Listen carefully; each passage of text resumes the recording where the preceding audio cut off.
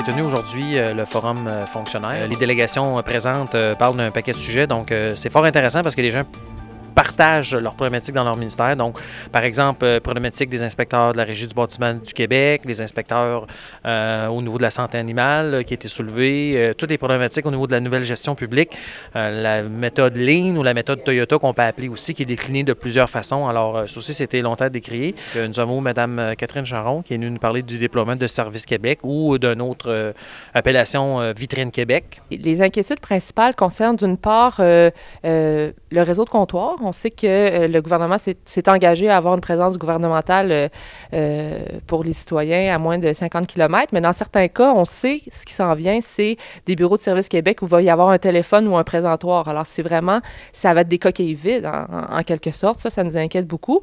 N'hésitez pas à nous en faire part. Puis d'autre part aussi, les intentions du gouvernement par rapport au centre d'appel, parce que dans le projet de Service Québec, il y a aussi une intention de fusionner des petits centres d'appel. Puis ça, bien, ça inquiète nos membres, parce qu'on sait que les conditions de travail dans les centres d'appel sont assez pénibles. Puis si on s'en va vers un nivellement par le bas, c'est assez préoccupant. Et nous avons eu aussi M. Louis-Joseph Saucier qui est venu nous parler de l'entrée en vigueur de la loi depuis le 1er mai des lanceurs d'alerte. Bien, maintenant que la loi est en vigueur, il y a plusieurs choses dans le fond qu'il faut savoir. Premièrement, on invite à la prudence, à la vigilance, parce que c'est vraiment pas tout type de signalement qui est couvert par la loi. Par exemple, si c'est un signalement plus qui est de l'ordre des considérations personnelles, bien, c'est pas couvert par la loi. Si ça touche plus aux conditions de travail, bien, là non plus. Ou si même ça touche au bien fondé des programmes et des politiques, là, c'est pas quelque chose qui est couvert par la loi. Et j'ai réitéré l'importance de contacter son bureau régional si jamais vous envisagez de faire une divulgation. Parce que nous, au SFPQ, on va vraiment connaître les paramètres d'application de la loi, sa portée. Puis on a, encore une fois, je le répète, on a confiance en le protecteur du citoyen pour la mise en œuvre de cette loi-là.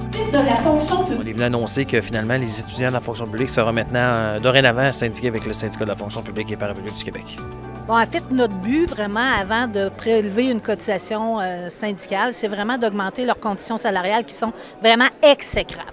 Alors, avant, justement, de prélever une cotisation syndicale, on veut négocier des conditions de travail. Ça se peut qu'on soit obligé de lever des recours, comme j'ai indiqué, sauf que le dossier va suivre son cours. Nous avons profité comme dernier sujet de parler un petit peu des bilans des 4 dernières années des forums. Les gens apprécient beaucoup cette forme de rencontre-là.